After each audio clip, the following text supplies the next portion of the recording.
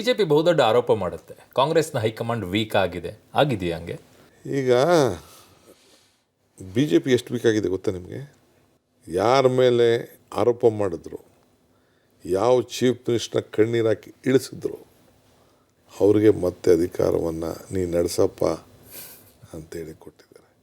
ಯಾರ ಮೇಲೆ ದೊಡ್ಡ ದೊಡ್ಡ ಕೇಸ್ಗಳನ್ನು ಹಾಕ್ಸಿದ್ರು, ಯಾರ ಮೇಲೆ ರೈಡ್ಗಳು ಮಾಡಿದ್ರು, ಯಾರ ಮೇಲೆ ಆರೋಪಗಳು ಮಾಡಿದ್ರು, ಯಾರು ಇವನು ಭ್ರಷ್ಟ ಅಂತ ಹೇಳಿದ್ರು, ಅವ್ರನ್ನೇ ತಪ್ಪುತ್ತಾ ಇದ್ದಾರೆ.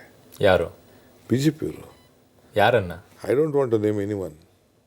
ಈಗ ಏನು ನಮ್ಮ ಪಿಲ್ಲರ್ಗಳು ಅಂತ ಹೇಳ್ತಾಯಿದ್ರು, ಎಷ್ಟು ಜನ ಹೆಸರು ಹೇಳಿದ ಗಾಳಿಯಲ್ಲಿ ಗುಂಡು ಹೊಡಿಬಾರ್ದು. ಅಲ್ಲಪ್ಪ, ಮೈಸೂರು ಸೀಟ್ ಕೊಡಲಿಲ್ಲ, ಮಂಡ್ಯ ಸೀಟ್ ಕೊಡಲಿಲ್ಲ, ಬೆಂಗಳೂರು ಸದಾನಗೌಡ್ರಿಗೆ ಸೀಟ್ ಕೊಡಲಿಲ್ಲ, ಕೊಪ್ಪಳ ಸೀಟ್ ಕೊಡಲಿಲ್ಲ. ಮಂಡ್ಯದಲ್ಲಿ ನೀವು ಹೇಳಿದ್ರಲ್ಲ ಅವರ ಅವಶ್ಯಕತೆ ನಮಗಿಲ್ಲ ಅಂತ ಹೇಳಿ.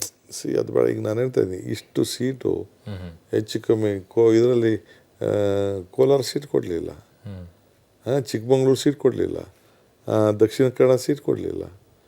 ಎಲ್ಲ ಕಡೆ ಹಿಂಗೆಲ್ಲ ಸೀಟ್ ಕೊಡದೆ ಅವ್ರ ಲೀಡ್ರ್ಗಳಲ್ಲಿ ಏನೋ ಸತ್ವ ಇಲ್ಲ ಅಂತ ಆಯ್ತಲ್ಲ.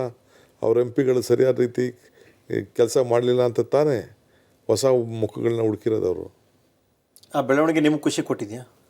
ಖುಷಿ ಅಲ್ಲ, ಅವ್ರ ಪಾರ್ಟಿ ಕಾರ್ಯಕರ್ತರು ಎಷ್ಟು ವೀಕ್ ಆಗಿದ್ದಾರೆ, ಅವ್ರ ಲೀಡರ್ಸ್ ಎಷ್ಟು ವೀಕ್ ಆಗಿದೆ, ಲೀಡರ್ಶಿಪ್ಪಲ್ಲಿ ಏನು ಸಮಸ್ಯೆ ಆಗಿದೆ ಅನ್ನೋದನ್ನು ಇದರಲ್ಲಿ ಅರ್ಥ ಮಾಡ್ಕೋಬೇಕು.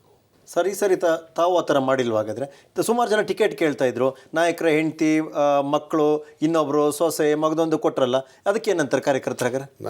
ಅವರೆಲ್ಲರ ವಿಶ್ವಾಸಕ್ಕೆ ತೆಗೆದುಕೊಂಡು ಎಲ್ಲರ ಅಭಿಪ್ರಾಯದಂತೆ ನಾವು ಟಿಕೆಟ್ ಕೊಟ್ಟಿರೋದು. ಅವ್ರದ್ದು ಅಭಿಪ್ರಾಯ ಇರ್ಬೋದು ಸರ್, ಎಂ ಪಿ ಬೇಡ, ಒಂದು ಬದಲಾವಣೆ ಮಾಡೋಣ, ಹೊಸತನ ಇರೋಣ, ಅಥವಾ ಅವ್ರು ಇನ್ನೊಂದು ಕಡೆ ಬಳಸ್ಕೊಳ್ಳೋಣ, ಏನೋ ಒಂದಿರುತ್ತಲ್ಲ. ನಮ್ಮಲ್ಲಿಲ್ಲ ಅದೆಲ್ಲ. ಏನೋ ಅವರ ನೋವು, ದುಃಖ ದುಮಾನ ಎಲ್ಲ ನೀವೇ ಪ್ರಚಾರ ಮಾಡಿದಿರಲ್ಲ. ಅಲ್ಲ, ನೀವೇನೋ ಪಾಪ ಕೇಳ್ದಂಗೂ ಇದೆ ಫೋನ್ಗೇನು ಮಾಡಿ. ಪಾಲಿಟಿಕ್ಸಲ್ಲಿ 49 is 0, 15 is 100. ಕೆಲವು 2% ಸ್ಟ್ರೆಂತ್ ಆಗಿರ್ತದಲ್ಲ,